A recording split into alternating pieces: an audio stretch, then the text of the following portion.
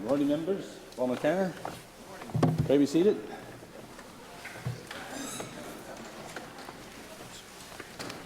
Le député de Chippewa-Lemec-Miscou pour prière. Prions le Seigneur, let us pray. Ô Seigneur, notre Dieu, notre Père céleste, haut et puissant, Roi des rois, Seigneur des seigneurs, le seul souverain des princes, qui contemplez de votre trône tous les habitants de la terre. Nous vous supplions du fond de nos cœurs de regarder en faveur de notre très gracieux souverain, Seigneur souverain, le roi Charles, et de le remplir tellement de la grâce de votre Saint-Esprit qu'il fasse toujours votre volonté et qu'il marche dans vos voies. Donnez-lui l'abondance et de vos dons célestes. Donnez-lui la santé et le bonheur d'une longue vie. Fortifiez-le afin qu'il triomphe de tous ses ennemis et finalement, après cette vie, qu'il jouisse de la joie et de la félicité éternelle par Jésus-Christ, notre Seigneur. Most gracious God, we humbly beseech Thee, as for this province in general, so especially for the Lieutenant Governor and the Legislative Assembly, under our most religious and gracious King at this time assembled, that Thou would be pleased to direct and prosper and all their consultation to the advancement of Thy glory, the safety, honor, and welfare of our sovereign in this province, that all things may be so ordered and settled by their endeavors upon the best and surest foundation, that peace and happiness, truth and justice, religion and piety may be established among us for all generations. These and all other necessaries for them and for us, we humbly beg in the name of and the mediation of Jesus Christ, our most blessed Lord and Savior. Amen. Ensemble, prions notre Seigneur. Together, let us pray the Lord's Prayer. Notre Père qui es aux cieux, que ton nom soit sanctifié, que ton règne vienne, que ta volonté soit faite sur la terre comme au ciel. Donne-nous aujourd'hui notre pain de ce jour. Pardonne-nous nos offenses, comme nous pardonnons aussi à ceux qui nous ont offensés. Et ne nous laisse pas entrer en tentation, mais délivre-nous du mal. For thy in this kingdom, the power and the glory, forever and ever. Amen. Introduction of guests. Condolences. Minister responsible for the Société de Développement Régional. Monsieur le Président, je prends la parole aujourd'hui par sympathie et respect pour annoncer le décès de Nadine Savoie de Dieppe, anciennement de Néguac. Nadine est décédée le 13 décembre à l'âge de 47 ans. Elle laisse derrière elle son mari, Guillaume, et ses deux fils, Mathieu et Jacob. Elle laisse également sa mère, Frances, sa sœur, Nathalie, et ma fille, Sylvette, qui était sa meilleure amie. Nadine et Guillaume sont bien connus dans la communauté du baseball au Nouveau-Brunswick. Ils ont donné d'innombrables heures au baseball mineur pour les Cardinals de Dieppe, les Metro Modcats et Baseball Nouveau-Brunswick. Au fil des années, Nadine et Guillaume ont joué de nombreux rôles au sein de chaque association, en tant qu'entraîneurs, gestionnaires et organisateurs, et tout ce qui touche le sport de baseball pour nos enfants. Je demande à mes collègues de se joindre à moi pour exprimer leurs condoléances à la famille de Nadine, à ses amis et à tous ceux qui l'aimaient et qui la manqueront. Merci, Monsieur le Président. Le député de Chaudiac-Beaubasson-Capellet. Monsieur le Président, je me lève en chambre pour annoncer le décès de Cécile Légère, à l'âge de 84 ans, qui a succombé en paix le mardi 13 décembre au Castel des Flots-Bleus à Capellet. Née à Chaudiac, elle était la fille de Feu Euclide et de Amanda Doiron-Légère. L'un des plus grands plaisirs de Cécile était de passer du temps à la maison familiale où elle a grandi à Boudreau-Ouest. Elle organisait souvent des rencontres avec sa famille et ses amis. Cécile a mené une longue vie courageuse et bataille contre la maladie MPOC. Elle manquera beaucoup à ses enfants et à leur famille, et à sa famille.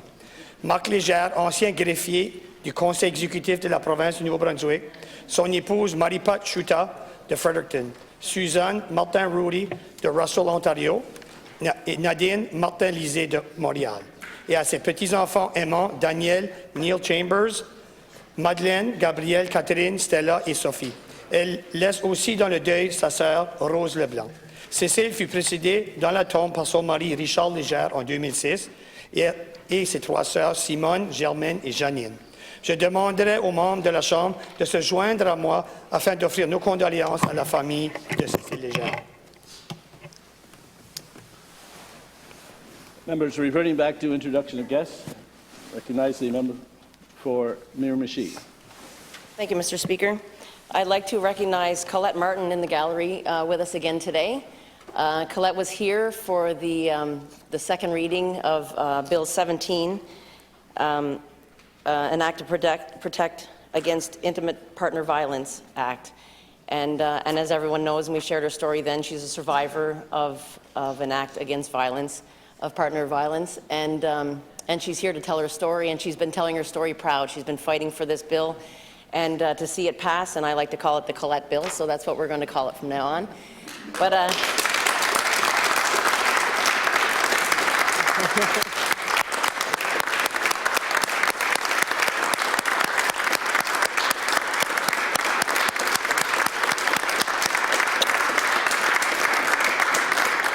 so we welcome her and her sister Lucille, and a couple of her friends came with her today to see it come to fruition, to see it pass royal assent today. And she's lucky enough to have a great day where we're going to have our final day, so it's always great fun, and to have some entertainment from our caucus and our leaders for our annual Christmas poem. So welcome to her, and thanks for coming back. Love you, girl.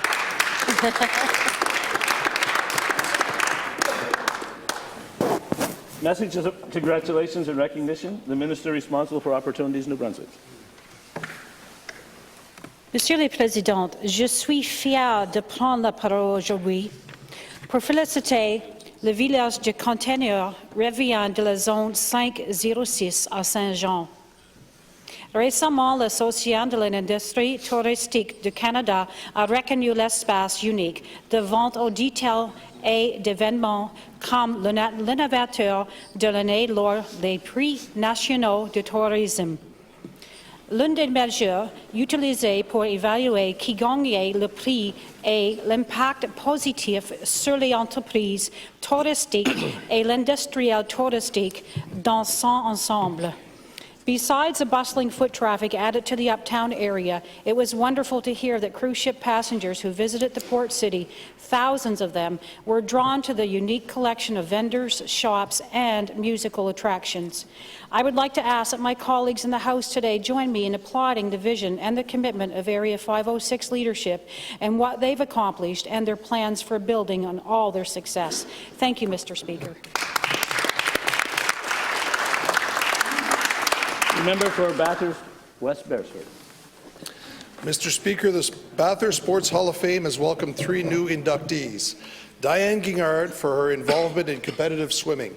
Over 35 years, she has been instrumental in developing thousands of young athletes, some of them excelling at Atlantic and national events, and many of them competing at Olympic trials. The Bathurst High School AAA volleyball teams from 1988 to 1991. For a magical run as provincial high school champs for 3 years.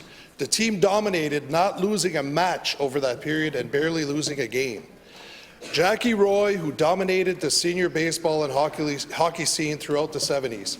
My fondest memory of Jackie is going to my first hockey game. I was maybe 9 or 10, and he scored 4 goals to defeat the rival Campbellton Tigers 6-4. Sorry, boys. After that night, I discovered what a sports hero looked like, and I have been an avid sports fan ever since. Congratulations to all 3 recipients. The member for Fredericton South and Leader of his party. Thank you, Mr. Speaker.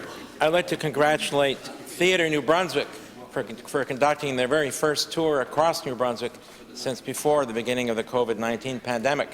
They're performing the seasonal play, The Wickham's Christmas at Pemberley. The Wickham's is a charming holiday tale that explores the confines of class and the generosity of forgiveness. It takes the audience to the downstairs servants' quarters during the Christmas gathering on the main floor at Pemberley. The show was launched at the Fredericton Playhouse and was performed at St. John's Imperial Theatre, Bathurst High School, and will finish up tonight at the Riverview Arts Centre. Congratulations to Director Lisa Ravensbergen and to the wonderful cast, Caroline Bell, Caroline Kuhn, Kenzie Delo, Jeff Pingle, Patrick Jeffrey, Gillian Hansen, and Natasha McClellan, and to their amazing crew. I invite all members to join me in congratulating all involved in Theatre New Brunswick this season. Thank you, Mr. Speaker. The member for Fredericton York. Thank you, Mr. Speaker. I rise today to say thank you to everyone who made the 6th annual Turkey Drive another success. This year, Peter's Meat Market and Victory Meat Market were able to raise $63,077.90. And this, of course, was for the Greener Village Food Bank. Mr. Speaker, once again, a huge thank you to everyone who made a donation. If you missed the opportunity to take part, the Greener Village will be glad to add your donation to the total. I'm sure of that. Mr. Speaker, I want to take this opportunity to thank all the people in our province who gave their time willingly and gladly over this past year to help others. I know they'll do it again next year because caring and kindness are what drives them. I hope everyone has a Merry Christmas and a happy holiday season and a Happy New Year. Thank you, Mr. Speaker. Statement by members. The Deputy de Campbellton-Dalhousie. Mr. Speaker, we are hearing more stories each day about ambulances that are tied up for hours with offload delays related to staff shortages at hospitals. Des patients attendent pendant des heures dans des ambulances stationnées devant des hôpitaux qui ne sont pas en mesure d'accepter des transferts de patients. C'est inacceptable. C'est un risque pour les personnes qui ont besoin d'un traitement médical et pour celles qui ont appelé une ambulance qui n'est pas disponible ou qui doit être envoyée d'une autre région à des kilomètres de distance. This is unacceptable, Mr. Speaker. It creates a risk for those in need of medical treatment and for those who have called an ambulance which is not available to them. Mr. Speaker, Ambulance New Brunswick told Public Accounts Committee in September of this year that they were expecting that paramedics would spend 30,000 hours tied up in offload delays this year. If this isn't a call for action, Mr. Speaker, I don't know what it is. The situation is not improving. The government must make this a priority issue, and the people of New Brunswick deserve better. Member for Fredericton South and Leader of his party. Well, Mr. Speaker, winter is coming, and since the Legislature will not be sitting during this winter, I thought now would be the time to shine a light on the need for car rental companies to outfit their rentals with winter tires. I have a constituent whose son does a lot of traveling around the province for work and rents a lot of vehicles and never gets snow tires. Routinely, that's a problem. It's not safe, Mr. Speaker. The government of New Brunswick recognizes this, as it will only do business with rental companies who commit to providing employees of GMB with vehicles that have snow tires. Mr. Speaker, if government is concerned enough that it requires car rental companies to provide its own employees with vehicles outfitted with snow tires, it seems to me that the Minister of Public Safety should require all rental companies to equip their vehicle rentals with snow tires for all customers. Thank you, Mr. Speaker. The member for St. Croix.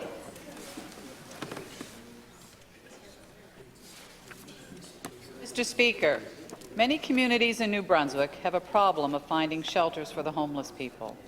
In St. Stephen, the community has stepped up and worked together to address this problem. After months of hard work by dedicated volunteers, this week, the night of the snowstorm, the out-of-the-cold 15-bed warming centre opened its doors for the first time at 51 King Street. 3 people took advantage of a warm, safe, clean place to sleep, and we are sure the word will spread. This location will be open 7 days a week, 8 p.m. to 8 a.m. It's being operated by Neighbourhood Works, where every morning at their location at 59 Union Street, breakfast will be served and shower and laundry facilities will be available. The out-of-the-cold warming centre is just the first step in addressing homeless housing issues within our community. Those of us who worked on Shelter Committee know there is more work to be done. More information on how the shelter was created can be found at togetherststephen.ca. Thank you. Time, member. Member for Bathurst West Beresford. Mr. Speaker, it is Christmas and the year is coming to an end. And what a year it has been. Challenging for some, opportunistic for others. What truly concerns me is that we saw again in 2022 a further divide that is being created between people with diverging political philosophies, in some cases to the point of violence. Although this is a global problem, we here in New Brunswick are not exempt. My hope is that in the new year we can elevate our conversations in this province, and that will have to start with our leaders. That will mean reaching out for discerning views, having productive debates, and looking for common ground, especially on what can often be complex issues. We are a small province, but we can punch well above our weight class when we set the good example. That would be my wish. But also, I wanted to stand and wish all my colleagues a very Merry Christmas and the best of the holiday season. The Deputy Kent North. Monsieur le Président, comme vous le savez, les employeurs de travailleurs étrangers temporaires sont censés fournir une assurance santé privée pendant que les travailleurs attendent une carte Medicare. Dans certains cas, les permis de travail sont trop courts pour que les travailleurs puissent avoir droit à Medicare. Alors que le gouvernement fédéral a rendu les programmes plus attrayants pour les transformateurs de produits de la mer d'embaucher des travailleurs pour 180 jours à la fois, cela signifie que de nombreux travailleurs étrangers temporaires ne peuvent pas accéder au système de soins de santé publique. Cette situation est inacceptable. Une travailleuse d'une usine de transformation enceinte a dit qu'elle a reçu une facture de plus de 1 000 $ pour une échographie. Un autre travailleur a dit qu'il dépendait sur les collectes de fonds de sa communauté pour payer ses traitements de dialyse. La solution est simple, Monsieur le Président, accorder un accès immédiat à l'assurance maladie aux travailleurs étrangers temporaires dès leur arrivée au Nouveau-Brunswick en éliminant la période d'attente de 3 mois. The member for Miramichi. Mr. Speaker, there's nothing New Brunswickers want under the tree more than something created in this amazing province. And we have no shortage of locally made gifts for everyone on your list for the holiday season.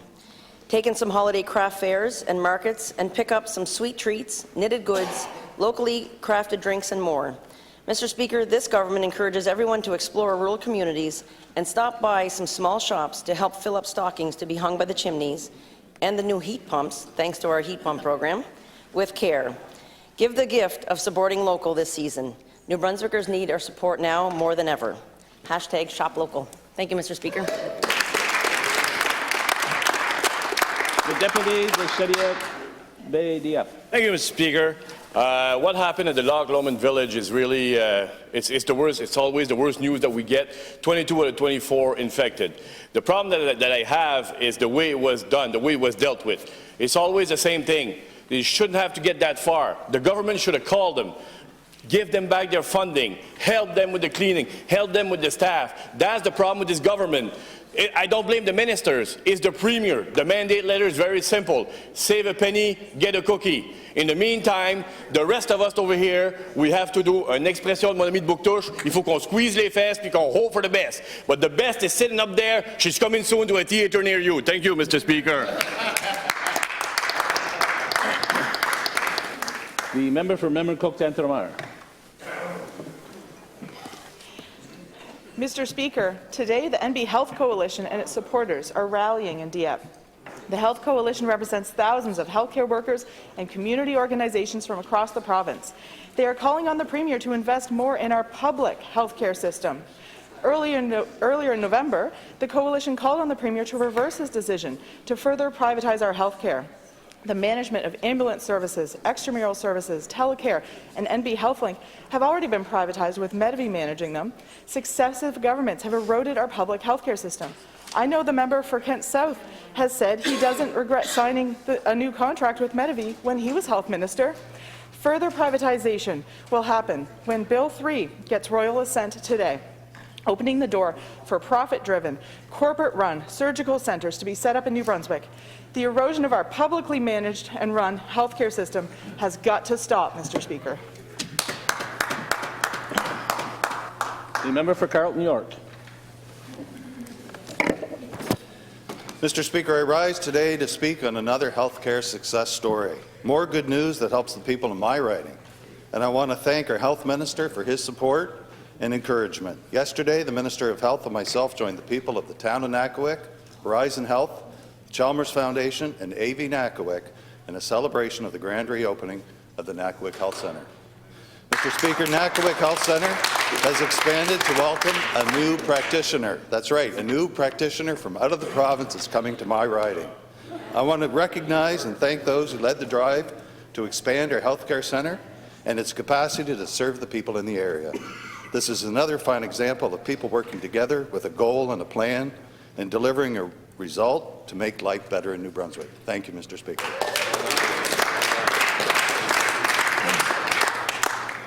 Oral questions. Le chef de l'opposition officielle.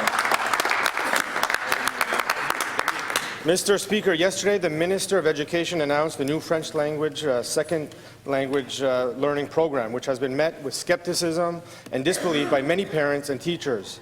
What they've been asking for months is stability and resources to ensure the best possible outcomes for students whose education has been disrupted by the pandemic, and as well as scarce classroom resources.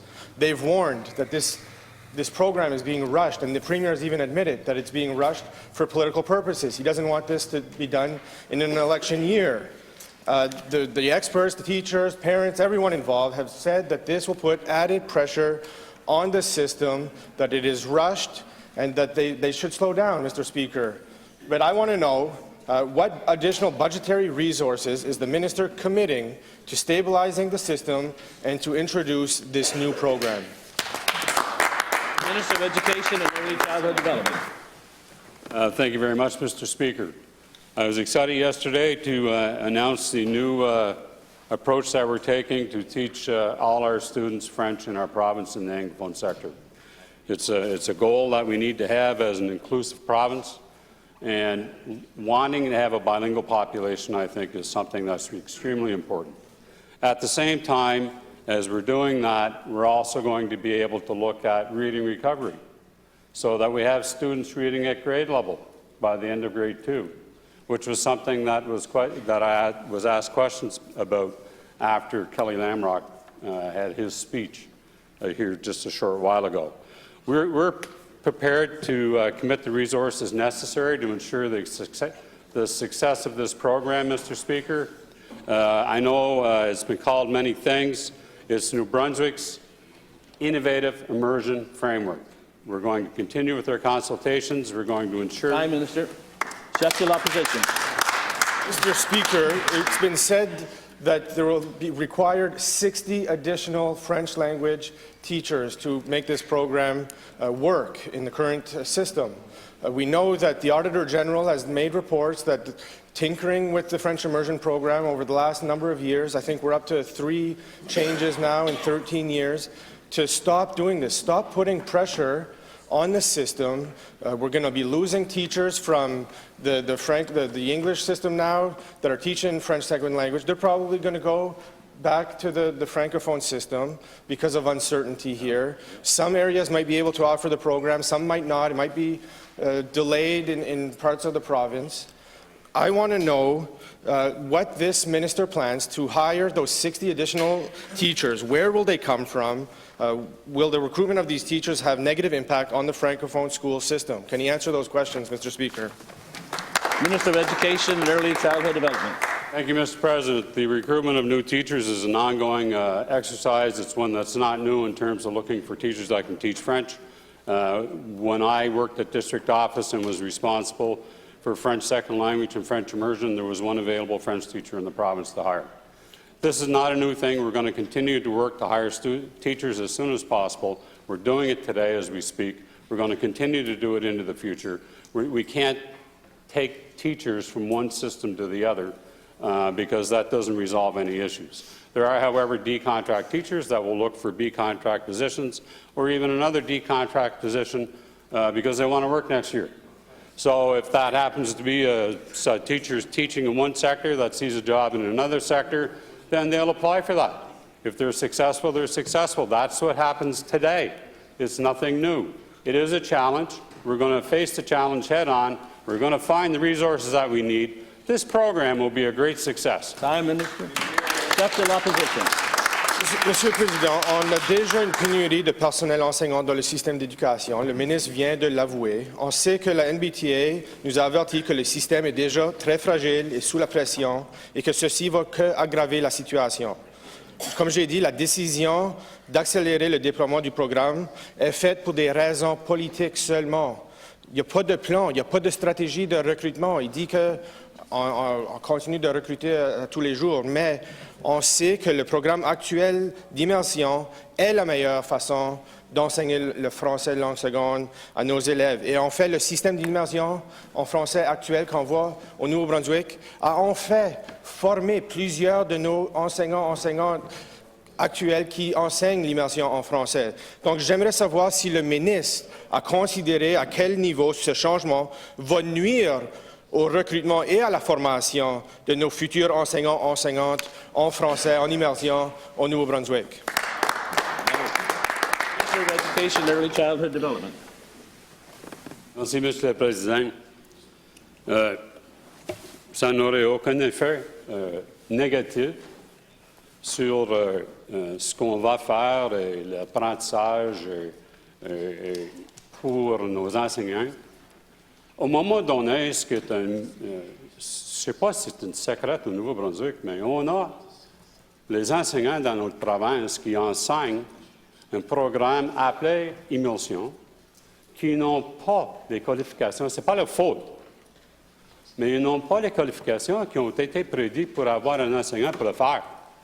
Alors, à travers notre province, il y a des salles de classe où les parents ont l'impression qu'ils ont un programme d'immersion, mais ce n'est pas vrai. Ce qu'on va faire, on va assurer qu'on a une population bilingue dans notre province. On va commencer la maternelle et la première année l'année prochaine. Prime Minister. Acceptable opposition. Thank you, Mr. Speaker. And I'm going to pivot now. I just have one last question for the Premier today. It could be my last question of the fall session, barring any time that might be left over at the end. And I've been fortunate and privileged to sit in this chair as Leader of the Official Opposition, and it's something that I'll be forever grateful to the Leader for allowing me this privilege. But as we know, she wants to get a seat in this House, and she wants to assume this chair. And we're ready to back her and go to battle with Susan Holt as Leader of the Official Opposition once she gets elected into this House. And I want to know now, I've asked the Premier when we first started the session when he will call by-elections. He said at the time that it's still hypothetical. We had 2 members that were still sitting here that hadn't yet resigned their seats, but now we know, and we hope that there's going to be royal assent today on our bill that we passed to have those elections held within 6 months. Roger Melanson resigned September 21st or thereabouts, so the by-elections should happen in March or May of this year. Next year, is the Premier prepared to do that? Honourable the Premier. Thank you for the question, and to the Leader of the Opposition, I agree. The election should be held within 6 months, and when you mentioned March, April, May, but early, kind of get through the winter and get into the opening of spring, and so I see no reason to delay that. Thank you. La députée numéro 1 pour les Lacs Edmundston. Mr. Speaker, many New Brunswickers have expressed their profound disappointment with this government's decision to replace French immersion with a watered-down French language program that will lessen the opportunity for students to be bilingual. Would the Minister please provide more insight into what he believes is a conversational level of French that graduates of this program will achieve? In other words, what specific French language skills, but not only oral, but written and reading skills, will they have? The Minister of Education and Early Childhood Development. Thank you, Mr. President. I'm confounded by the question.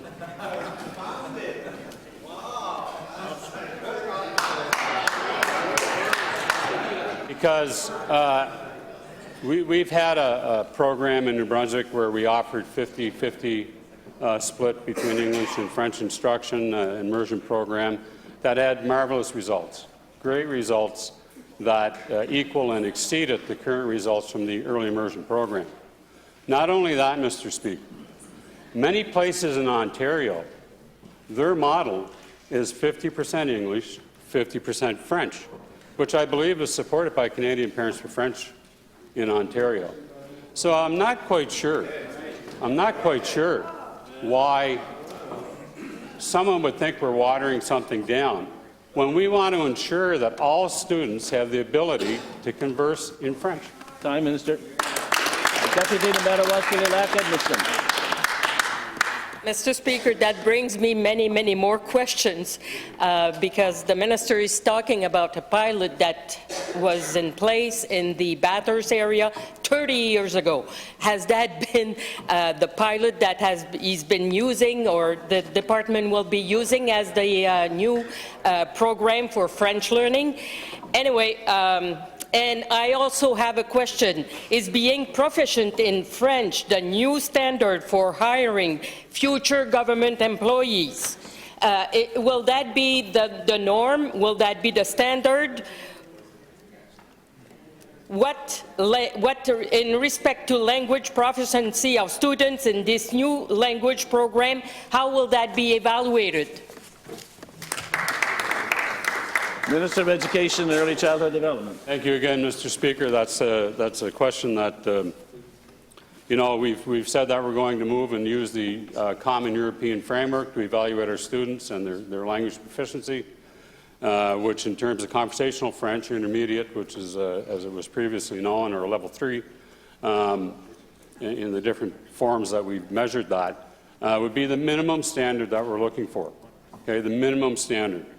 The question about will students be prepared to work in the government, and will they need proficient language skills to work for our government? Well, that's what we have now.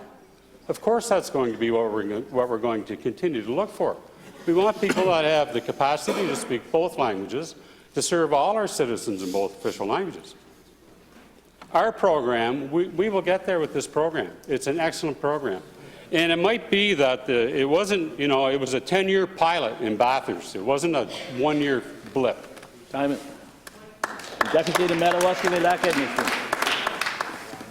Monsieur le Président, les parents ont énormément de questions en ce qui concerne ce nouveau programme. Et en regardant la conception de ce programme, il semble que les élèves plus âgés, ils auront moins de temps pour apprendre le français.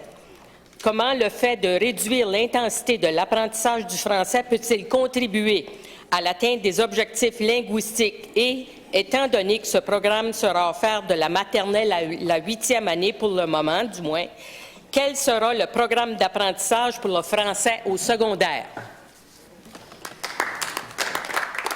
The Minister of Education and Early Childhood Development. Merci, Monsieur le Président. À propos des pourcentages, ça dépend de comment vous voyez ça. Si vous comparez ce qu'on fait avec un petit groupe des élèves déjà, et le pourcentage d'enseignement français qu'ils ont, puis on transfère ça à 100% de nos élèves, et qu'est-ce qu'ils vont recevoir? Je ne sais pas si les membres de l'autre côté ont les mêmes questions à propos de l'Ontario, où ils font ce qu'on ferait. Donc, on va, et au niveau secondaire, ça ne va pas vraiment changer.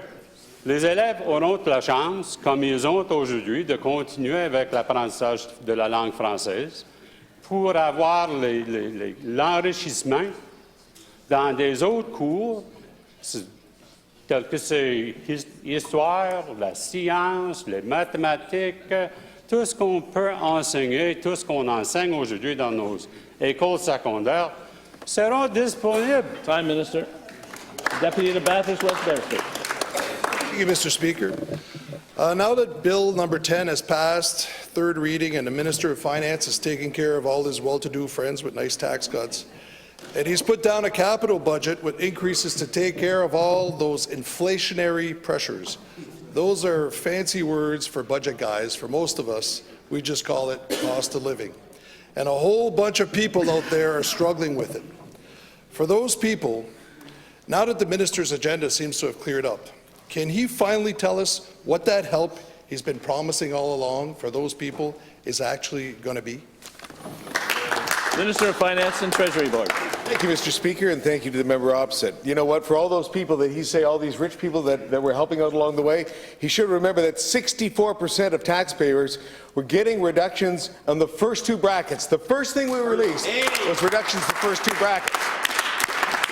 We released reductions to the first two brackets, and then we raised the basic personal amount. 64% of New Brunswickers are being helped thanks to that. do public housing. Let's talk about some of the other help for the low-income New Brunswickers. Increasing the minimum wage, we talked about that. Various social assistance reform initiatives. $2 million to food banks. $20 million to the emergency food and fuel benefit targeting most vulnerable citizens. How about from November to April, eligible social assistance clients can receive $150 a month for the electric fuel supplement, $145 a month for the non-electrical fuel supplement. And you say we're not doing anything for people who are hurting in New Brunswick? You're absolutely wrong. This government takes care of New Brunswickers. The Deputy to Bathurst West Bedford. Mr. Speaker, the minister's prime, but that's not what I asked. I didn't say you were doing nothing. We're coming back to your words. All along in media, in the House, you keep saying when you're talking about these huge surpluses, help is coming, help is coming. I don't want to talk about the food and fuel benefit, that $400 or $200 that you gave last April. That's not paying the food bill right now. You said things are coming. What are they? What are they? Your own words. I'm just looking for follow-up. Let's not go through the same list again. Just come up with the new stuff, all this new energy you're going to bring to your file. Minister of Finance and Treasury Board. Speaking of energy, my friend over in NRED, Department of Natural Resources, the minister from Albert County. Yeah, the Enhanced Energy Savings Program. Absolutely. It's the gift that keeps on giving. When you get a mini split, it saves you money this year, Mr. Speaker, and next year, and the year after that, and the year after that. Absolutely. What else is government doing? Tax programs to benefit low-income New Brunswickers, the New Brunswick HST credit, the low-income tax reduction, the New Brunswick child tax benefit and working income supplement, the school supplement program, and it continues on and on and on. What are we doing to help low-income New Brunswickers? We're doing that and more, and there will be more in the future, Mr. Speaker.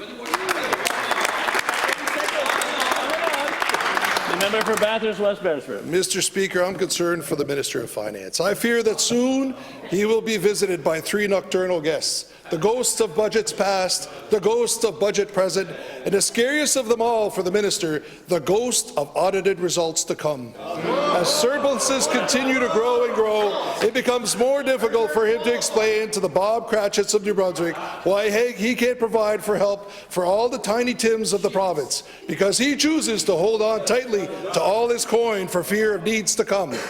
But just as Ebenezer of another tale was able to find out, it's never too late to make a change. There's still time before Christmas, Mr. Speaker. It is never too late. The minister keeps telling us that there's more help for those that need to come.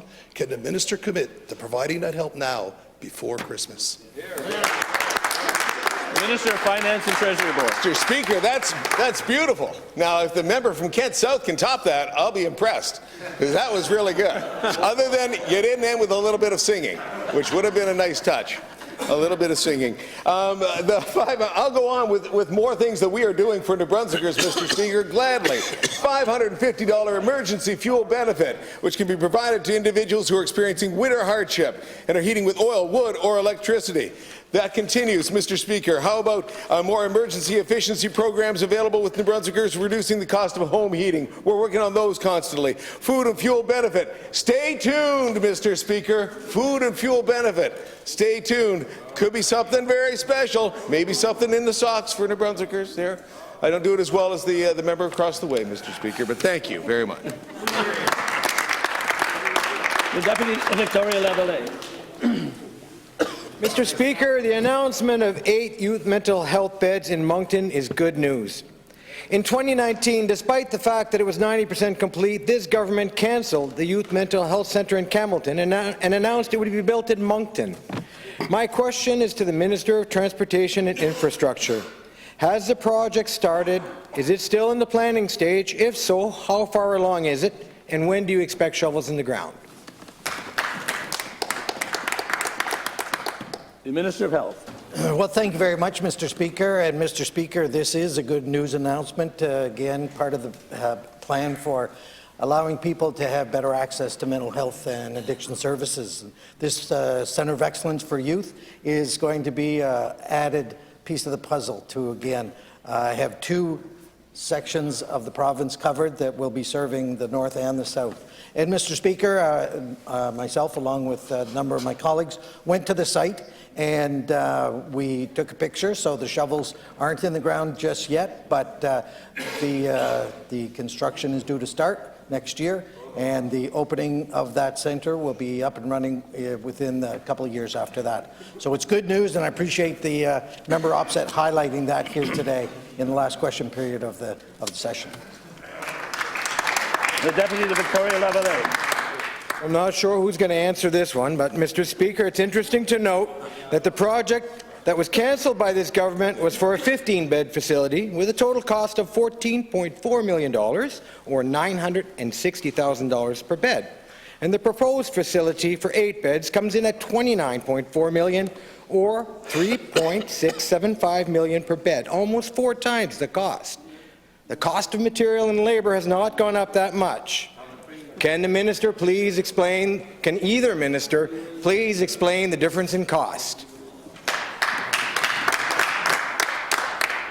The Minister of Health. Well, Mr. Speaker, here again we've got the opposition saying 2 things. One is that they want additional services, and now 2, they're complaining about the cost. Mr. Speaker, we as a government are willing to invest in the people in the province of New Brunswick. We're willing to invest in the bricks and mortar to make sure that people reach the service. And you know, Mr. Speaker, it is a challenge when you're here trying to tell folks how much you respect them and how much you appreciate them. And I do want to take this moment to say how much this government respects all the people in the healthcare working, especially those that are going to be working over the Christmas holidays. We really do appreciate that. And again, Mr. Speaker, the numbers that the member quotes, again, we are willing to invest in healthcare, and we are willing to make sure that those investments have a good return for the people that need the services when they need them. Thank you very much. The member for Fredericton South and Leader of his party. Thank you, Mr. Speaker. You know, we rely on the diversity of plants and animals in our soils, on land, in the ocean, and in the air to make New Brunswick habitable. But more than 1,000 species in our province are imperiled or vulnerable. One of the drivers of this biodiversity loss, Mr. Speaker, is the overuse of pesticides. At the Biodiversity Summit in Montreal, the nations of the world are trying to reach an agreement on a target to reduce pesticide use. Mr. Speaker, the last time the New Brunswick government undertook an initiative to reduce pesticide use was in 2009 for cosmetic pesticides, and it was successful. That was also the year that New Brunswick issued its first and last biodiversity conservation strategy, which remains unimplemented, on the shelf. Mr. Speaker, the Minister of the Environment is responsible for pesticide use and administers the Pesticide Control Act here in New Brunswick. Does he have any plans to pursue the reduction of pesticide use in forestry, agriculture, or aquaculture? Thank you, Mr. Speaker. Minister of Environment and Climate Change. Thank you, Mr. Speaker. Thank you for the question across the way. As a member would know, during our standing committee last week, we heard from all kinds of what we've heard, documents, presentations. That's presently back with our Secretariat with the climate change the environment, looking at ways to make some possible changes moving forward. I can't speak on those exact changes today, but there is plans are in the works, changes are coming in some areas. I know the water course too, they looked at different ways of addressing some of the areas being sprayed and the amount and so on. Thank you, Mr. Speaker. Member for Fredericton South and Leader of his party. Mr. Speaker, one of the key drivers of biodiversity loss in our rivers and bays along our coasts is nutrient pollution. Overloading of phosphorus in fresh water and nitrogen in salt water triggers massive algal blooms which suck the oxygen out of the water as they die off. 20 years ago, the Conservation Council's research revealed the bays and estuaries in Tracadie, Coquang, Bouactouche, and Shediac were suffering from nutrient pollution. The research also revealed that hundreds of natural oyster beds had been buried under many meters of sediment from decomposed algal blooms. A target to reduce nitrogen and phosphorus pollution is also being negotiated in Montreal at the Biodiversity Summit as we speak. Does the minister responsible for pollution control have any plans to prevent nitrogen and phosphorus pollution from entering our rivers and coastal waters? The Minister of Environment and Climate Change. Thank you once again, Mr. Speaker, for the question across the way. We are not involved with the summit this year. in Montreal. I will take that under advisement, look more into it with the ecosystem and what he mentioned with the oyster beds and things. We know there's changes coming with climate change, changes coming with the environment in the water, coastal water, and the fisheries, and we will take that under advisement and get back to you when we can. Thank you. The Deputy Victoria Lavallee. Thank you, Mr. Speaker. Concerning the youth mental health bed, so the minister does not know if the planning has started. He can't explain the difference in cost, so let me offer maybe a solution for him. The minister responsible for tourism and heritage has been adamant that there are quicker and less expensive processes to build large construction projects. So my last question to the minister is, will this project be subject to the Crown Construction Act, or has the minister considered constituting a board of ordinary citizens to perhaps speed up the project and bring it in at a better cost? Minister of Health. Mr. Speaker, I think I was pretty clear in the answers that I gave earlier that the design work will start in 2023 and that the project will hopefully be completed by 2026. And as mentioned earlier, the cost is about $29.4 million. And this is an investment in the youth of our province, Mr. Speaker. And that program, that facility will be for youth aged 12 to 18. And this, again, having the two centers of excellence in the province will make sure that there's services in the north, services in the south. And again, it will be easier to attract employees at two smaller locations as opposed to one larger one. Mr. Speaker, this is, again, part of our health plan that's working, our health plan that's moving forward, and again, making the investments that are needed to be made for mental health and addictions and for youth needing treatment. That's good government. That's making progress. Time, Mr. The Chef de l'Opposition. Thank you, Mr. Speaker. I want to finish with the Minister of Education and the French immersion rollout that this government is looking to do. And they're talking about having consultations in the new year. They'll hear from parents, teachers, experts, I imagine, on this. But I want to know, what have they done up to this point? Do they have earplugs? Because all those stakeholders have been voicing their concerns, have been telling us that the program is rushed, that they're not able to get the pieces in place by the start of fall 2023. So why are they saying we're going to have consultations in January, February, and March to hear from them when they have been so vocal over the last little while since this came out that they were going to abolish French immersion? So what is the minister's plan with respect to the consultations that are happening in the new year? Is he ready to listen to them, or is this a fait accompli? Minister of Education and Early Childhood Development. Thank you, Mr. Speaker. Rien n'est fait accompli. Comme what I said yesterday, we've announced a framework. We've had consultations in New Brunswick for 2 years. We've consulted with parents, we've consulted with teachers, we've consulted with students. We're going to continue those consultations into the new year. Do you know why, Mr. Speaker? Because New Brunswickers, teachers, students, parents have great ideas. There's wonderful ideas out there that we can incorporate into this framework. I'm positive. So that's what we want to do. And that's why we're having consultations. And that's why yesterday was launched online a survey for everybody in New Brunswick to participate in. I'm going to do something new in my life. I'm going to have 2 Facebook Live sessions, and that's accessible to, I don't know, everybody, I guess. It's going to be a new experience for me. I do have earplugs. I don't wear them in here, and I don't wear them outside. Chef de l'Opposition. I hope he doesn't wear earplugs, but it does seem like he has been wearing them. And then when parents do come and speak out, and when he is hearing them, I don't know if he's listening, but he's hearing them, he's accusing them of political stunts, Mr. Speaker. It's unacceptable of a minister. And now he's talking about running a survey. I don't know if it's the same survey that the former Minister of Education launched, a monkey survey or whatever kind of platform that they used at the time. I want to know why we can't maintain the French immersion program and, a worthy goal to get everyone a conversational level of French. But why are we bringing some down to bring others up. Let's bring some up, but let's maintain what we have, the ones that are excelling in French, that are going beyond a conversational level of French. The same resources that are going to be required are the same ones that could be used to maintain the program and make it the best program it can be. So why don't we implement that type of program? Minister of Education and Early Childhood Development.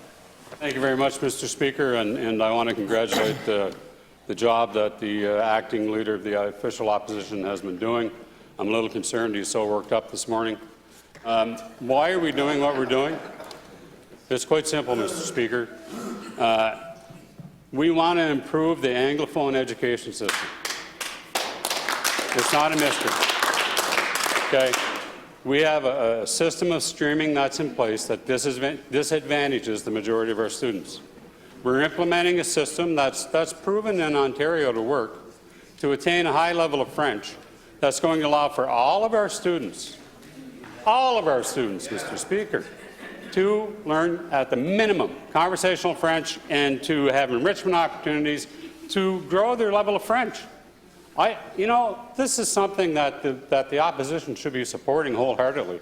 We want to help our children in the Anglophone school system. Time. The time for question period has expired. Last one. Now we're going to listen to some Christmas messages, and I'm sure that everybody will be running to turn up their volume, but I might be turning mine down.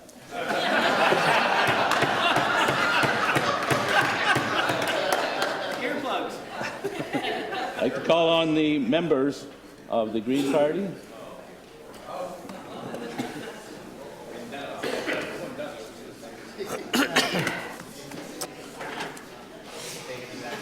You may sit, Mr. Speaker.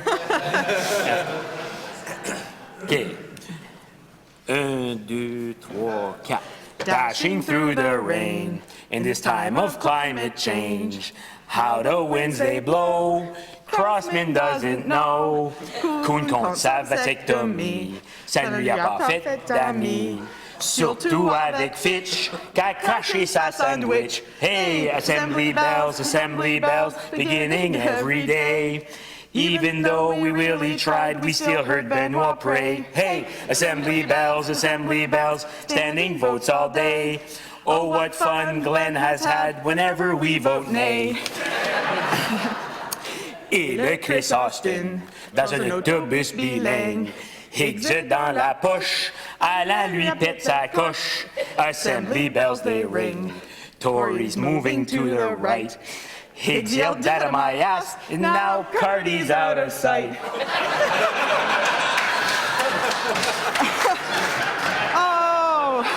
Dad on my ass, immersion's leaving school. Evidence can go to hell, Bill Hogan's lost his cool. Hey, cabinet shuffle, after the big kerfuffle. Jeff's back paving Tory roads, housing makes Jill's head explode. Oh, vive le vent, le glyphosate dans l'air. Mike et Irving se promènent sans les grands sapins verts. Oh, cache les taxes, vive les paradis fiscaux.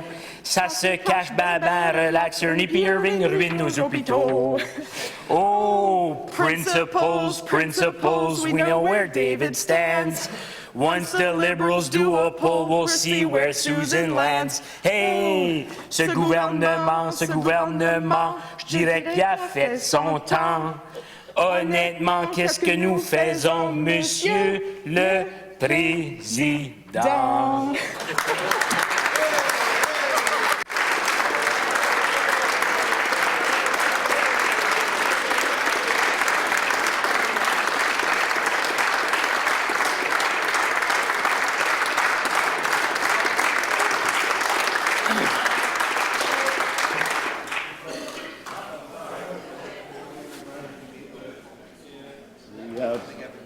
Deputy Dickinson. Well, Mr. Speaker, thank you for turning down your listening devices. I might have a history of Finding out where the line is, and I might keep doing that this morning. 'Twas the week before Christmas, with the House set to rise. The Tories brought closure. That was no big surprise. The stockings were hung in the chamber with care, with all members wondering how would they fare. Mélenchon, Guittard, and Landry retired. Unlike senior civil servants, they hadn't been fired. In the East Bathurst region, our new leader will run. If by-elections are called, please let hers be the one. Pre-Christmas, the Premier received gifts galore. Michelle and Chris Austin had both crossed the floor. And the two by-elections delivered more treasure, Régent and Mike Dawson, for his bidding and pleasure. So the Premier helped Santa give caucus their gifts, hoping his jester would heal the rifts. A much welcome gift to a brother named Carr, a capital budget with chip seal and tar.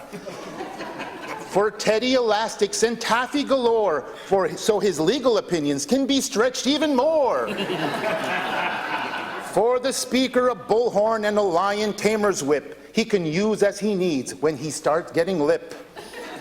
For the resourceful redneck, renewable power from windmills that turn ever faster each hour. If the wind isn't blowing, he won't give a care. He can work them himself. He's so full of hot air. And if he chatters too much, he'll have something to chew, for I will be watching and calling it poo-poo. For Jill Green, a new tome of accurate quotes, Saillant and rent caps, and Robert Jones's notes. The member for Portland, he sure likes to goad, but don't mention scab labor, for his head will explode.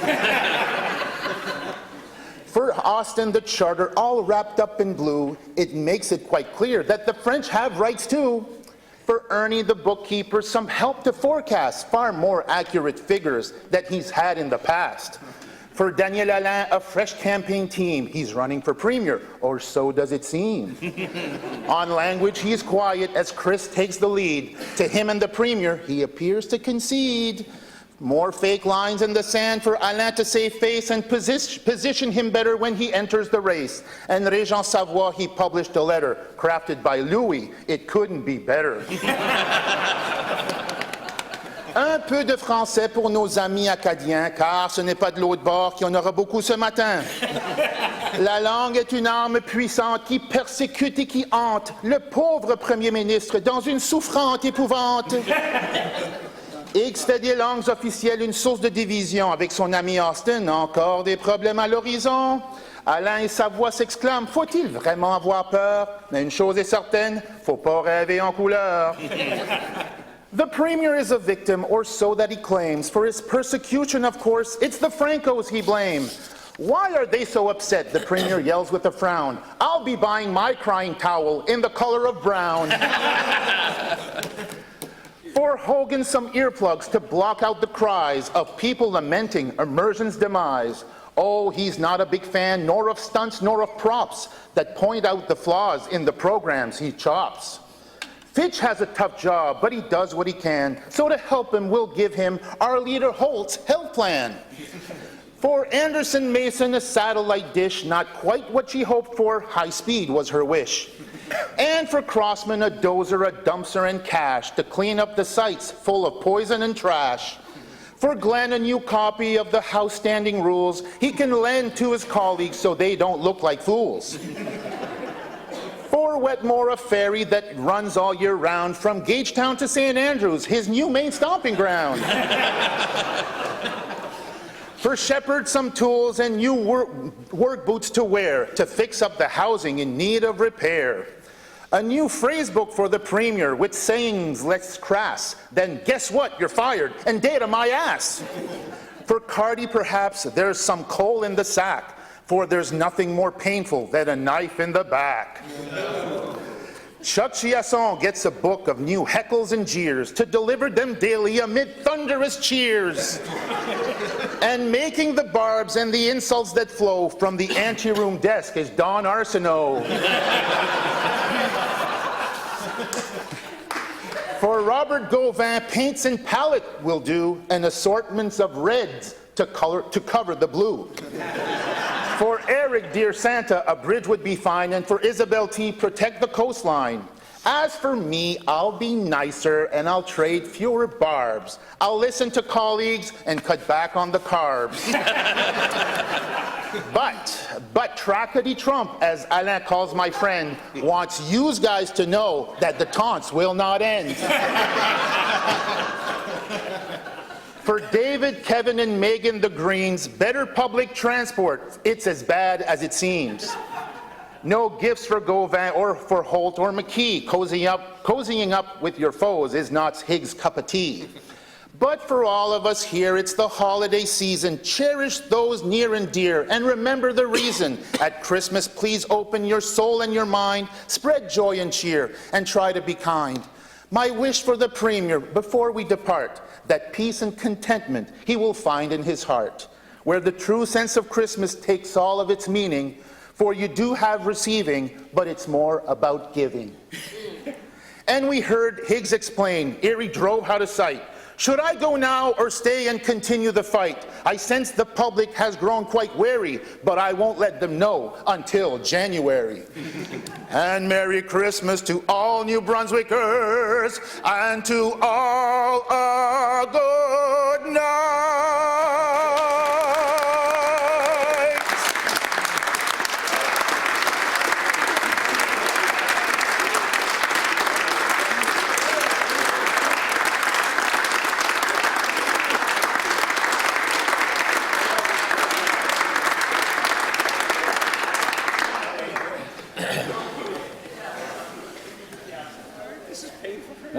Minister. Good morning, Mr. Speaker. Morning.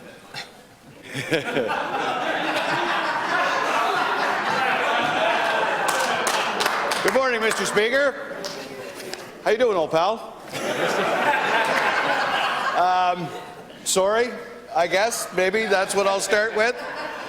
I'm not sure. We had a lot of material to work with over the last year, so I've created what I hope will be very entertaining and certainly a violation of too many rules of the House to count, so I'm going to beg your leave and forgiveness once again as I embark upon our tradition of the Christmas poem. 'Twas the night before Christmas, and oh, what a year. We've had ups and downs, but we're proud to be here. We take lots of heat, and sometimes it gets dirty. But after 4 years, our seat count's now 30. Well, perhaps I should say it's just 29 since Dominic Carty fell out of line. Poor Carty. He was in quite a snit. He told old Higgs, "Can't fire me, I quit." Blaine just wanted to know what goes on in the class. Now Dominic Carty is out on his assumptions are made. Sometimes they're not true. With two parties behind him, this should not be news. Dominic left us. He's missing somewhere. The hide-and-seek champion abandoned his chair. Now Trackety Keith lies all snug in his bed with visions of a new critic role dancing in his head. When out on the lawn, there arose such a clatter, I jumped from my bed to see what was the matter. Russia invaded. Gas won't flow through the land, but Megan prefers her head stuck in the sand. Now, Liberals, don't laugh. I've got some for you, too. The Grits and the Greens wear the same pair of shoes. Susan stated, "Frack on," way back in the day. Oh, now she's the leader. A new song today. Holt did run before. The results were well seen. Couldn't beat David Coon. Now she wants to be green. Guy's points of order, a thing of the past. He's my critic now, and I'm kicking his as I stand in this house. And I've said it before, Liberal leaders keep ending up outside the door. In my short career, I've seen 5 Liberal bosses, but try as they might, we keep handing them losses. Denis, Gunglant, Roger, Holt, McKee, 5 leaders, 4 years, quite something to see. Now Rob sits and wait. You just never know. When Holt loses next time, this might be his show. Roger wanted the job, did not come to pass. He is now gone outside on his, as we bring relief to all of those who have needs, working so hard, doing many good deeds. Liberals seem to be quitting. Denis, Roger, and Guittard. Working for Susan must really be hard. Don tried to be leader, but fell through the crack. Now he writes all the questions out there in the back. And the moon on the breast of the new fallen snow.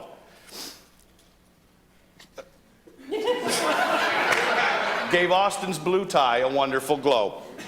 The People's Alliance didn't get the memo. Despite losing last time, Rick refuses to go.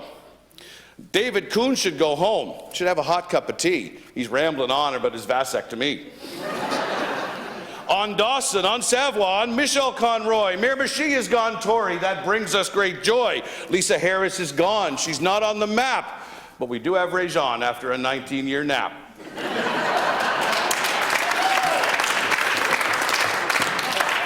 The rent cap is gone. It left with a bang. Jill's still trying to find her yin and her yang. Higgs sprang from his desk to his team, gave a holler, and away they all flew, finding ways to save dollars. But I heard him exclaim as he drove out of sight, "Data my ass, we must get this right. Merry Christmas to all, and to all a good night."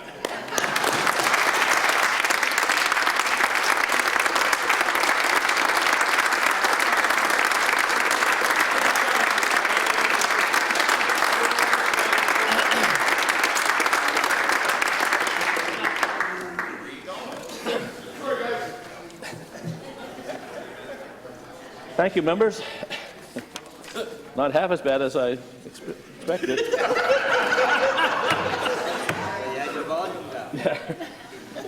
Tabling of documents, statements by ministers. The Minister of Education and Early Childhood Development.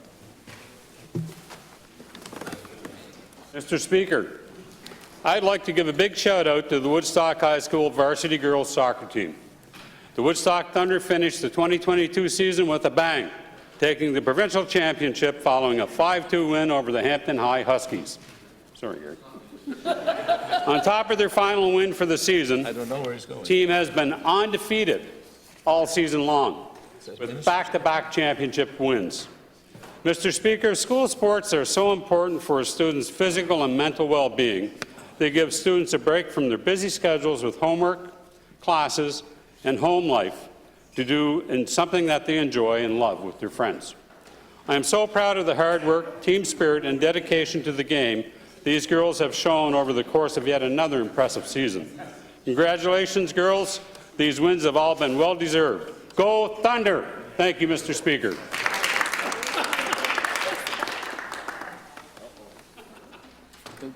Deputy Takini Shada. Mr. Speaker, the NB Health Council say that kids should get at least 60 minutes of exercise a day. And when we look at their stats, obviously we're not getting good marks. 28% of grade 6 students aren't able to achieve that, and as they get older, it just keeps going down. When they get to grade 12, only 15% of our students actually get 60 minutes of exercise. So the Minister of Education, seeing as he is a yoga master, I encourage him to work with the department, revise the curriculum, and at the same time maybe look at policy 711. In the meantime, I think we have to show the example as parents and grandparents. We need to show our kids that we're willing to do the exercise and eat well. So I don't want to be the Grinch, but let's cut our portions during Christmas and let's get moving. Thank you, Mr. Speaker. The Deputy Kent Nord. Merci, Monsieur le Président. Je veux moi aussi féliciter tous les jeunes de partout en province. Je sais qu'on a des bonnes équipes dans chaque région. J'ai des très bonnes équipes féminines qui ont très bien performé à l'école de Rogersville cette année. Je sais qu'à Saint-Louis-de-Kent aussi, à MFR, à l'école Bonheur, il y a plusieurs équipes qui donnent leur mieux et à Edmonton aussi, partout en province, vraiment, Monsieur le Président. Et donc, le sport, l'exercice physique est certainement une composante importante de la santé. Je suis pas en désaccord qu'il faut toujours viser encore mieux de permettre plus de l'attitude dans les exercices physiques. C'est pas le hockey n'est pas pour tout le monde, le football n'est pas pour tout le monde. Merci, Monsieur le Président. Presentation of petitions, answers to petitions and written questions. Presentation of committee reports. The member for St. Croix. Mr. Speaker, I have the pleasure to present herewith the interim report of the Select Committee on Accessibility in New Brunswick entitled Nothing About Us Without Us, Moving Together Towards an Accessible New Brunswick. Your committee was tasked with conducting consultations with community stakeholders, as well as government departments involved with the disability community, and reporting to the House with recommendations. This interim report represents the results of your committee's engagements and deliberations on what accessibility legislation should look like in New Brunswick. The committee reserves its final report to respond to draft accessibility legislation. On behalf of the committee, I would like to thank the presenters, government departments, and members of the public who appeared before the committee and those who submitted written briefs. Everyone generously gave of their time to share with the committee their lived and learned experiences and proposed innovative and unique perspectives to remove existing barriers and prevent new ones. All participants and committee members share the same goal, that every person, regardless of ability, may live fully with dignity and enjoy their right to self-determination in New Brunswick. I would also like to express my sincere appreciation to the members of the committee for their valuable contributions in exercising our mandate, and to the various legislative staff who participated in the process and provided valuable and appreciated support to our work. And your committee begs leave to make a further report. Thank you, Mr. Speaker.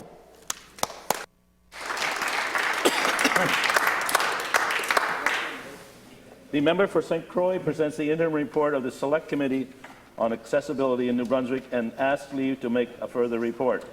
This is the pleasure of the House to receive the report and grant leave. All those in favour of the motion will please say yea. Yea. All those opposed, please say nay. In my opinion, the yeas have it. I declare the motion carried. Introduction of bills. Notices of motion. The member for Fredericton South and leader of his party. Mr. Speaker, with leave of the House to dispense with notice, I shall move the following resolution seconded by the Minister for Aboriginal Affairs. Whereas the United Nations declared 2022 to 2032 as the International Decade of Indigenous Languages, whereas the International Decade of Indigenous Languages aims to draw global attention to the critical situation of many Indigenous languages and to mobilize relevant stakeholders for the preservation, revitalization, and promotion of these languages, whereas Wolastoqey, Passamaquoddy, and Mi'kmaq languages are the first languages of New Brunswick, whereas there are only approximately 100 fluent Wolastoqey speakers left in New Brunswick, where there are 8,900 Mi'kmaq speakers throughout Atlantic Canada and parts of Quebec, be it resolved that the Legislative Assembly recognize the International Decade of Indigenous Languages in New Brunswick, and be it further resolved that the Legislative Assembly urge the government to develop a plan with Indigenous leaders to support them in preserving and in revitalizing their languages. Thank you, Mr. Speaker.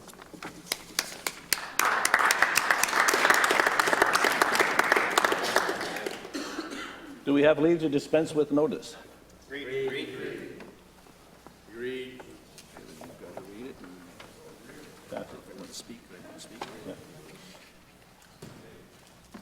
Been moved by the member for Fredericton South, leader of his party, seconded by the Minister of Aboriginal Affairs. Whereas the United Nations declared 2022 to 2032 as the International Decade of Indigenous Languages. Whereas the International Decade of Indigenous Languages aims to draw global attention to the critical situation of many Indigenous languages and to mobilize relevant stakeholders for the preservation, revitalization, and promotion of these languages. Whereas Wolastoqey, Passamaquoddy, and Mi'kmaq languages are the first languages of New Brunswick, whereas there are only approximately 100 fluent Wolastoqey speakers left in New Brunswick, while there are 8,900 Mi'kmaq speakers throughout Atlantic Canada and parts of Quebec. Be it therefore resolved that the Legislative Assembly recognize the International Decade of Indigenous Languages in New Brunswick. Be it further resolved that the Legislative Assembly urge the government to develop a plan with Indigenous leaders to support them in preserving and revitalizing their languages. Do we have any speakers? Is it the pleasure of the House that this motion now pass? All those in favour, please say yea. Yea. All those opposed, please say nay. In my opinion, the yeas have it. I declare the motion carried.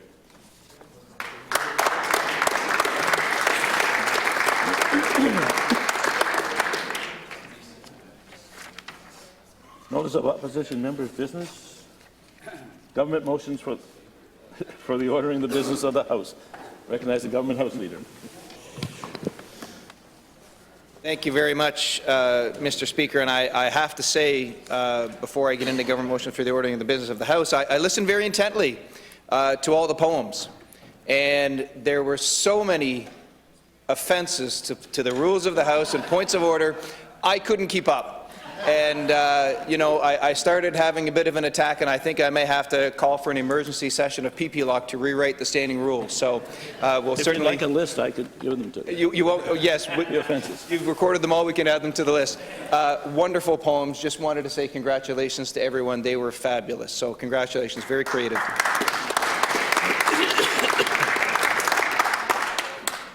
So we'll start, following routine proceedings, we'll start with third reading on Bill 23, an act to amend the Public Service Relations Act, following which we will go through the adjournment motion. Following that, we will have the Leader's Christmas messages, and then after that, we'll have royal assent. Thank you, Mr. Speaker. Third reading. Bill 23. Is it the pleasure of the House that Bill number 23 be now read a third time? All those in favour of the motion will please say yea. Yea. All those opposed, please say nay. Nay. Sergeant, ring the bells. Dispense. Dispense. Dispense. Dispense.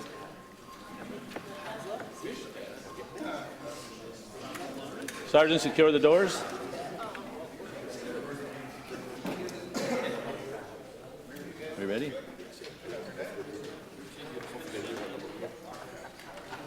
All those in favour of the motion will please rise. Holder, Mr. Savoy, St. John East, Mr. Higgs, Mr. Steves, Ms. Shepherd, Mr. Fitch, Mr. Holland, Mr. Savoy, Beta Membership Negawek, Ms. Scott Wallace, Ms. Green, Ms. Dunn, Mr. Crossman, Ms. Johnson, Mr. Hogan, Mr. Carr, Mr. Turner, Ms. Wilson, Moncton Southwest, Ms. Wilson, Ormoc, Lincoln, Fredericton, Mr. Collins, Ms. Anderson Mason, Mr. Wetmore, Mr. Ames, Mr. Dawson, Ms. Bacchus, Ms. Conroy. All those opposed, please rise. Ms. Yeltsin, O'Camilton, Dalhousie, Mr. Gauvin, Mr. McKee, Mr. Legacy, Mr. Chesson, Trackley Shiloh, Mr. Chesson, Victoria Lavallee, Mr. Kuhn, Ms. Mitten, Mr. LeBlanc, Mr. Lepage, Mr. Bourque, Mr. Mallet, Mr. Demore, Madame Landry, Ms. Yeltsin, Ken North.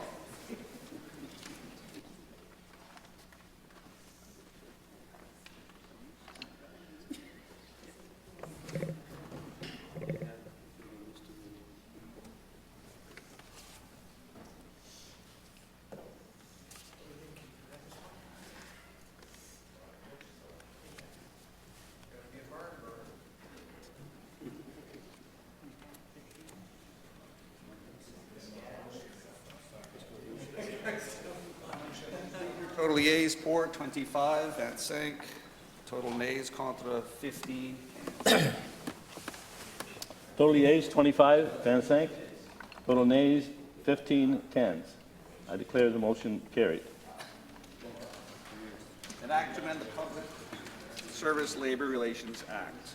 This bill having had 3 separate readings, is it the pleasure of the House that it do now pass? All those in favour of the motion, please say yea. Yea. All those opposed, please say nay. Nay. In my opinion, the yeas have it. I declare the motion carried.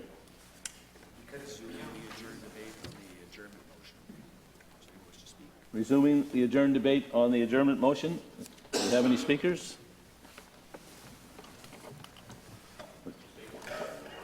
The member for Fredericton South and Leader of his party. Yeah, Mr. Speaker, I just want to take a few moments to speak on the adjournment motion because, once again, it underlines the low number of days that we sit in the course of a year in this Legislative Assembly. A recent survey done by the Globe and Mail found that New Brunswick was on the lower end in Canada with the number of days we sit, and that's not how it has been in the past. It's almost like, Mr. Speaker, well, take a look at the current situation. Winter hasn't officially begun, and right now the motion, adjournment motion would have us resume on the first day of spring or so. So we won't be sitting through the entire winter. It's as if it's the 19th century when it was difficult to get through the roads to Fredericton for members. Oh, I forgot. We had a rail system in the 19th century that actually delivered people to the Legislative Assembly from many corners of the province. But, Mr. Speaker, we need to be in this House many more days than we are.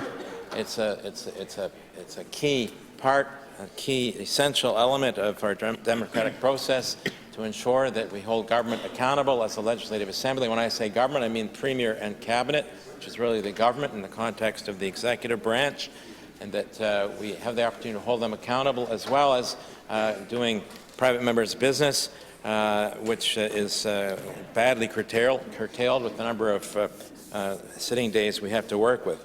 So, Mr. Speaker, I'm going to move a motion, seconded by the member for Kent North, that the motion be amended by deleting March 21st, 2023, and substituting January 10th, 2023.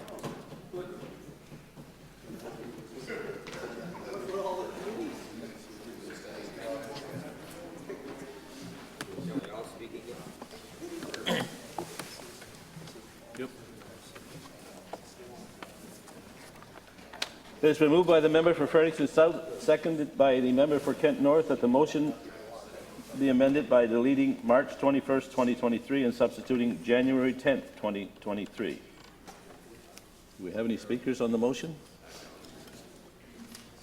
All those in favor of the motion, please say yea. Yea.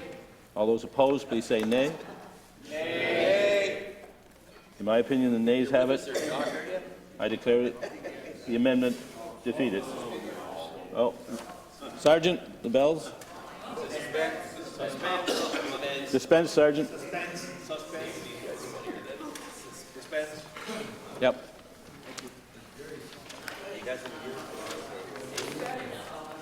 Secure the doors, Sergeant. On the amendment. On the amendment. All those in favor of the amendment, please rise.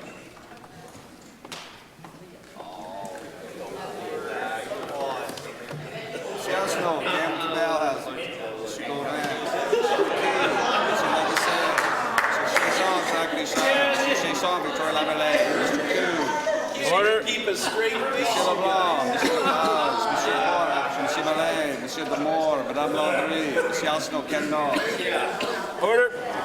All those opposed, please rise.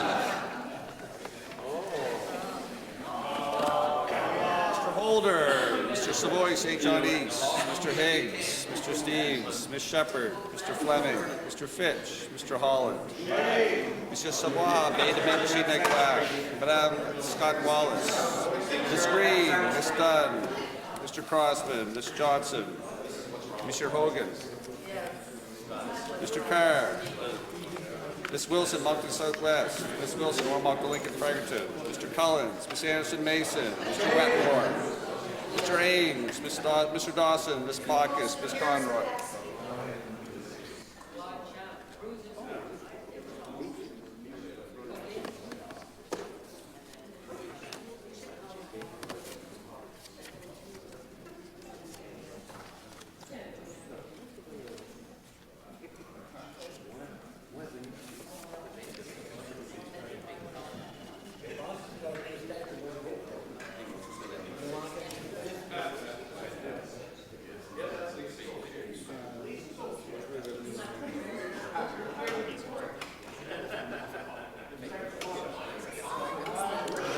Order.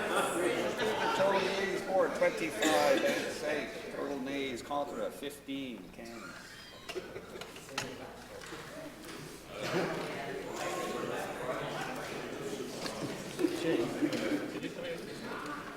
So you just said total yeas 25? Yes. They're in favor of the amendment?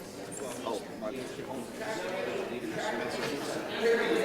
Speaker, total yeas 15, cans, total nays 25. Total yeas, 15. Cans. Total nays, 25. Van Sank. I declare the amendment defeated. Order, please. On the motion, it's moved by the Minister of Post-Secondary Education, Training and Labour, seconded by the Honourable the Premier, that when the Assembly adjourns on Friday, December 16th, it stand adjourned until Tuesday, March 21st, 2023, provided always that if it appears to the satisfaction of Mr. Speaker, after consultation with the Government, that the public interest requires that the House should meet at an earlier time during the adjournment, Mr. Speaker may give notice that he is so satisfied, and in such notice shall state a time at which the House shall meet, and thereupon the House shall meet at the time so stated, and shall transact its business as if it had been duly adjourned to that time, and that in the event of Mr. Speaker being unable to act owing to illness or other cause, either of the Deputy Speakers will act in his stead for the purpose of this order. All those in favour of the motion, please say yea. Yea. All those opposed, please say nay. Nay. In my opinion, the yeas have it. I declare the motion carried.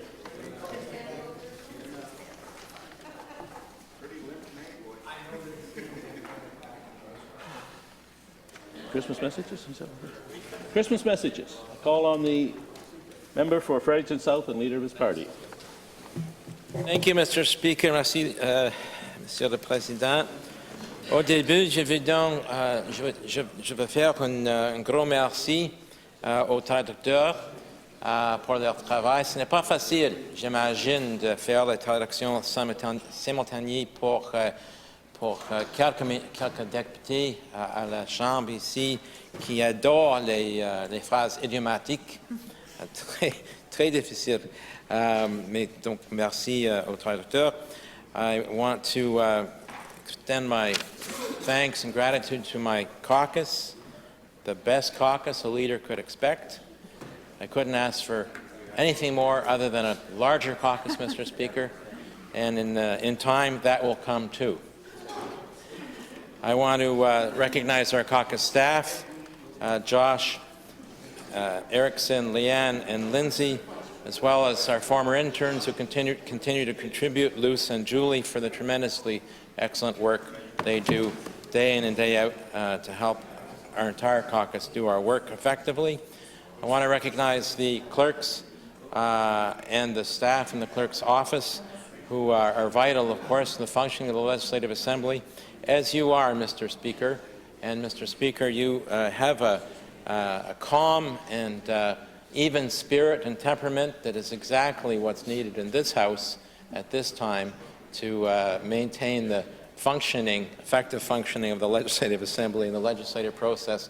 So thank you, Mr. Speaker. I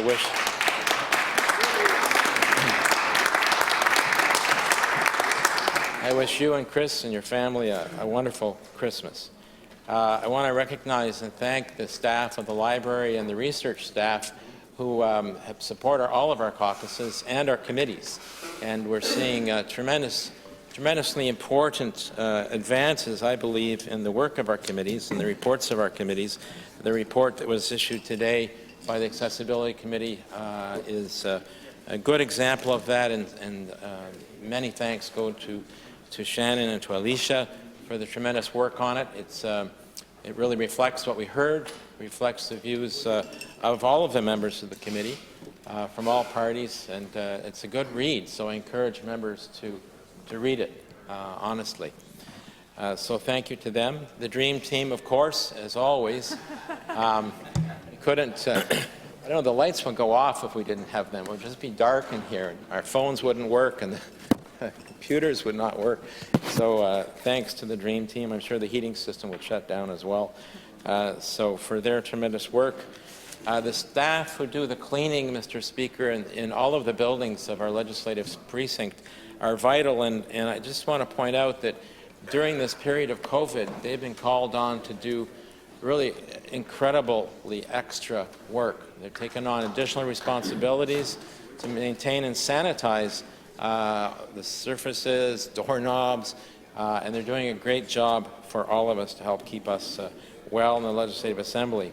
To our colleagues, on behalf of my caucus colleagues, I want to wish you all a Merry Christmas, a Happy Holiday. I hope you find some downtime to spend with your families. and friends over this period of time. And to the people of New Brunswick, Mr. Speaker, I want to start with wishing a very happy Hanukkah to the members of the Jewish community of New Brunswick. Hanukkah begins Sunday night, 8 days. I remember as a kid, I had friends across the street who were Jewish, and they would get a present every day for those 8 days. How did you make that happen? Fond memories, Mr. Speaker, of Christmases and Hanukkah's past. So I wish everyone a happy Hanukkah. Certainly, all New Brunswickers as well. Happy holidays, whatever your faith tradition. To spend time with your family, with time off, and with your friends. And a Merry Christmas to all. And I hope that this Christmas is extra special and that 2023 brings a far better year than we've seen for the last 3. So let's pray for that. Thank you, Mr. Speaker.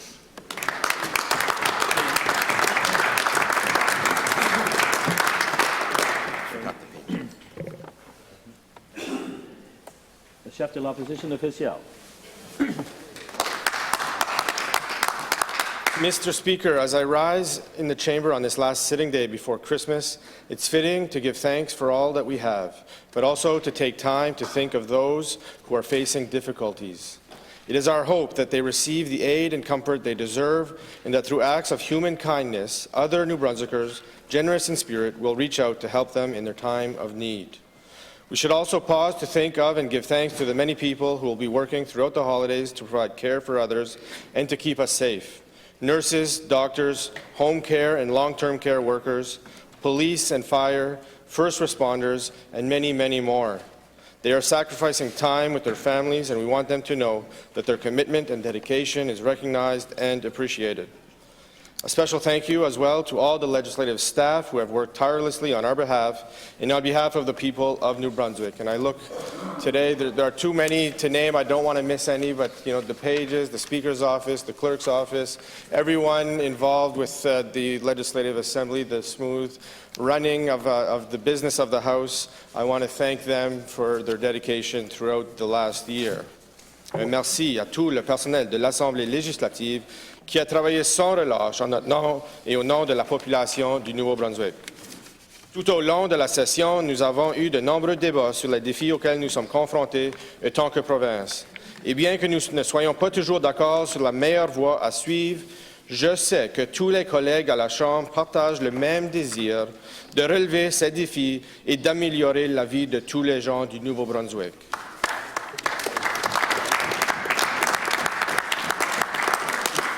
Nous rentrerons bientôt dans nos circonscriptions respectives et je souhaite que tous les membres de la Chambre passent un moment agréable et reposant avec leurs proches pour célébrer les fêtes de fin d'année et attendre avec espoir la nouvelle année.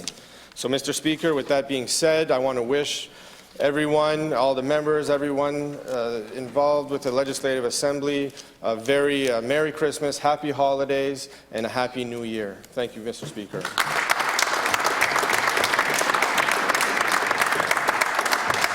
The Honourable the Premier.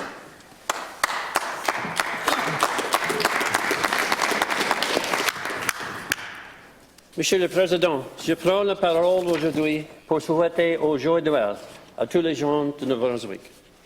The holidays provide the perfect opportunity, together with our loved ones, to participate in family traditions, share in the joy of the season, and reflect upon how fortunate we are to live in this beautiful province. We have a lot to be thankful for in New Brunswick, and it's important that we do take the time to count our blessings. Mr. Speaker, I feel blessed to work for the people of this province, to do work that I'm proud of each and every day. Si je peux faire ce travail, c'est en grande partie grâce au soutien de nombreuses personnes.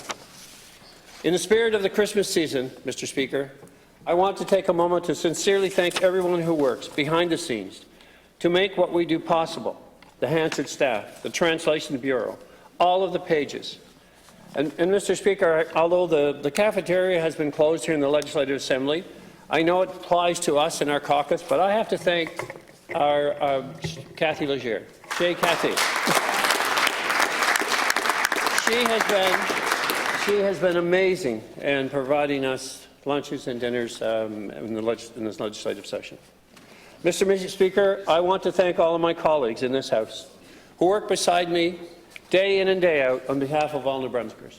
I know it's not easy. I know I'm not easy. But, Mr. Speaker, we have a province to be proud of, and we're all working hard to do the best we can to make it better each and every day. Si leur avis diverge parfois, je sais que tous les parlementaires travaillent au service de la population de New-Brunswick, et ils ne sont pas seuls. The staff of the Office of the Premier regularly goes above and beyond, something that I am also very grateful for. As well, I do want to thank my constituents for continuing to put their faith in me. Of course, Mr. Speaker, the real unsung heroes are our families.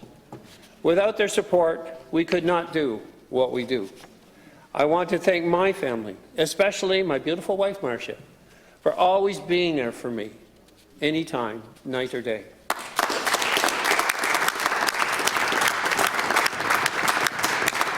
I'm looking forward to spending time with my family and friends over the Christmas season, and I hope that all New Brunswickers are able to connect with loved ones as well. Monsieur le Président, les gens de New Brunswick sont reconnus pour leur gentillesse et leur compassion. Cela dit, à cette période de l'année, j'encourage tout le monde à se passer. At the end of another year, as an end of another year draws to a close, we can look back with pride on all we have accomplished together in 2022, while looking forward to the great things yet to come in New Brunswick. We know we have challenges, and we know we will have lots of debate, Mr. Speaker, but at the end of the day, we have to keep the big picture in mind. How do we make New Brunswick continue to have our province grow stronger together? May the spirit of Christmas fill your hearts and homes with peace and joy this season and throughout the new year. And, Mr. Speaker, I thank you for your patience, your special diligence today, even though it wasn't as rough as sometimes I've heard. So that was always done in good sport, good spirit, and I thank my colleagues on the other side of the floor and throughout. You know, we have our moments, but at the end of the day, we all want the same thing. Merry Christmas to all and happy holiday, and I wish everyone time with family and friends. Merci.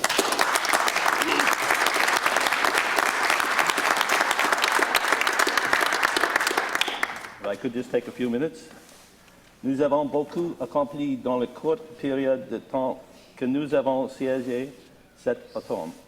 J'aimerais remercier tous les membres pour leur patience avec le président. And I know that we are all looking forward to continuing in the new year with the same spirit of cooperation that we witnessed in the last 2 days. So I hope that continues. I want to take this opportunity to thank my family, my wife Chris, my son Danny, and his wife, who the last time I mentioned her name, she was his fiancée, so there's been a wedding, for their support over the past months.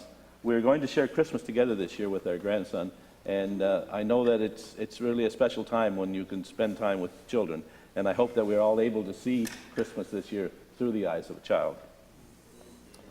Nous sommes un groupe très privilégié d'être assis dans ces fauteuils qui, au fil des années, ont créé le Nouveau-Brunswick que nous sommes fiers d'appeler notre chez nous. Je suis reconnaissant au personnel que nous avons ici à l'Assemblée qui nous soutient dans le travail attendu de nous. I want to thank our three table officers, and who, as you know, they have a lot of patience, knowledge, and assistance in helping us through our sessions. Our head clerk, chief clerk, Shane Davies, and our two assistants, Patrick on this side and Jean-Patrick, and I thank them for their diligence and assistance to all of us.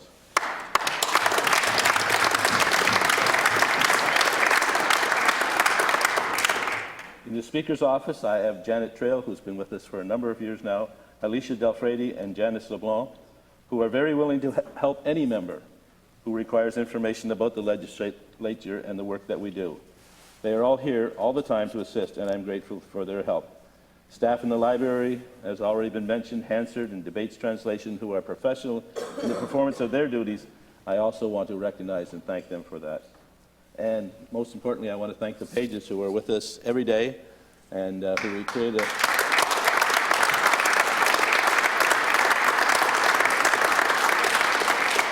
I hope that each of you are able to spend time with your families, and if you are traveling, please travel safe, and we look forward to your return next year.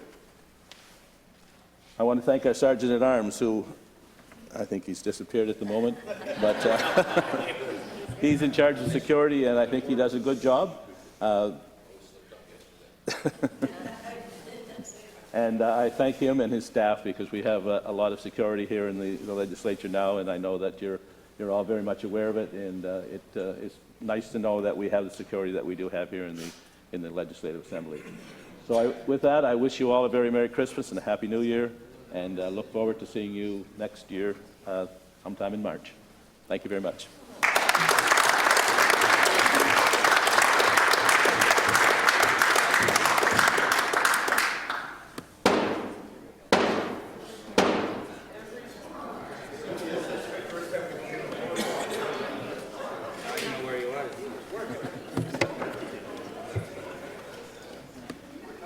Mr. Speaker, Her Honour is without. Mr. Président, son honneur est en attente. Admit Her Honor. Thank you, Mr. Speaker.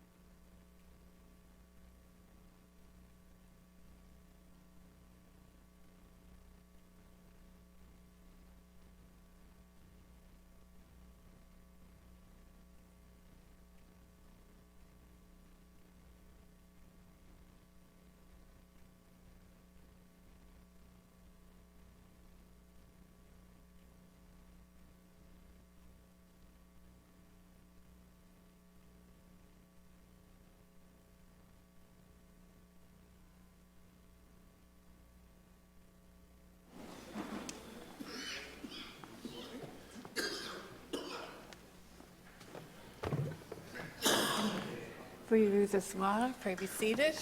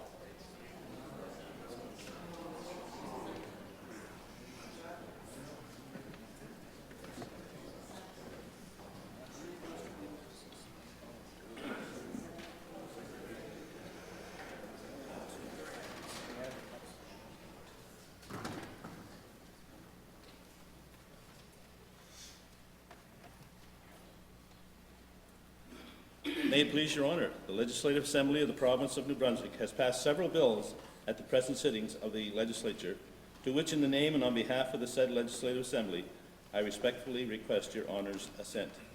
Qu'il à votre honneur, l'Assemblée législative de la province du Nouveau-Brunswick a adopté au cours de la séance actuelle plusieurs projets de loi que je ne prie respectueusement en son nom votre honneur de sanctionner. An act to amend the Real Property Tax Act. Loi concernant les établissements chirurgicaux. An act to amend the Public Works Act. Loi sur les personnes disparues. An act respecting the Enduring Powers of Attorney Act and the Wills Act. Loi sur la durabilité des terrains boisés privés. An act to amend the Elections Act. Loi modifiant la loi sur l'impôt foncier. An act to amend the New Brunswick Income Tax Act. Loi concernant l'hygiène et la sécurité des pêcheurs. An act to amend the Employment Standards Act. Loi modifiant la loi sur les licences des brocanteurs. An act respecting the Assessment Act. Loi concernant la fixation des prix des produits pétroliers. An act respecting local governance reform 2022, number 2. Loi sur la communication de renseignements aux fins de protection contre la violence entre partenaires intimes. An act to amend the New Brunswick Museum Act. Loi sur l'accès des fiduciaux aux biens numériques. Supported Decision-Making and Representation Act. Loi modifiant la loi créant le Conseil du Nouveau-Brunswick en matière de santé. An act to amend the Family Services Act. Loi modifiant la loi relative aux relations de travail dans les services publics. An act respecting residential tenancies. Loi supplémentaire de 2022-2023-1 portant affectation de crédit. It is the King's wish. Le roi le veut. In His Majesty's name, Her Honour assents to these bills, enacting the same and ordering them to be enrolled. Au nom de Son Majesté, son nom le lieutenant gouverneur, sanction ces projets de loi, les élites et on donne la nation.